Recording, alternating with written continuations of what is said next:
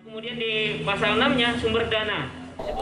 Pembangunan Masjid Sriwijaya yang terancam mangkrak cukup disayangkan oleh sejumlah pihak, diantaranya Majelis Ulama Indonesia Sumsel. Dalam diskusi dengan beberapa pihak, MUI Sumsel diwakili Sekretaris Umum Kiai Haji Aik Alaidrus dengan tegas menginginkan untuk kembali melanjutkan pembangunan Masjid Sriwijaya. Bahkan, menurut Kiai Haji Aik Alaidrus, MUI Sumsel siap membantu jika ada sesuatu hal dalam pembangunan masjid yang digadang-gadang sebagai masjid terbesar di Asia Tenggara. Oleh karenanya, MUI Sumsel mengajak seluruh pihak untuk koreksi diri guna pembangunan Masjid Sriwijaya itu sendiri. Maka Masjid Sriwijaya ini harus dilanjutkan. Apabila ada hal-hal yang tertentu, MUI siap untuk ikut di dalam pelaksanaan pembangunan itu.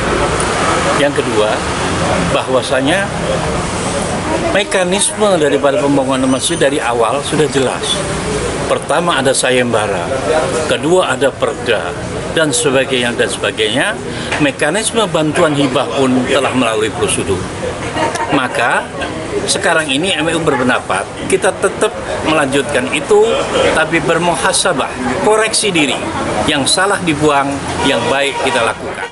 Bukan hanya MUI Sumsel, DPRD Sumsel diwakili oleh Wakil Ketua Komisi 5 Syaiful Padli pun menginginkan untuk kembali melanjutkan pembangunan Masjid Sriwijaya. Aku pribadi dan nanti secara fraksi dan anggota Komisi 5 akan mempertanyakan terkait dengan pembangunan Masjid Sriwijaya yang ke depan.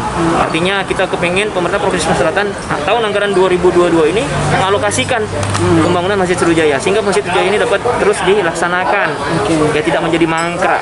Ya, persoalan hukum silakan dilanjutkan dan masjid juga jangan dihentikan. Ya, artinya masjid yang ditunggu oleh masyarakat Sumatera Selatan ini harus segera dilaksanakan. Nantinya, menurut Syaiful Padli, DPRD Sumsel akan mempertanyakan terkait proyek Masjid Sriwijaya agar tidak terjadi mangkrak seperti proyek-proyek lainnya di Sumatera Selatan. Firman Hidayat, PAUL TV.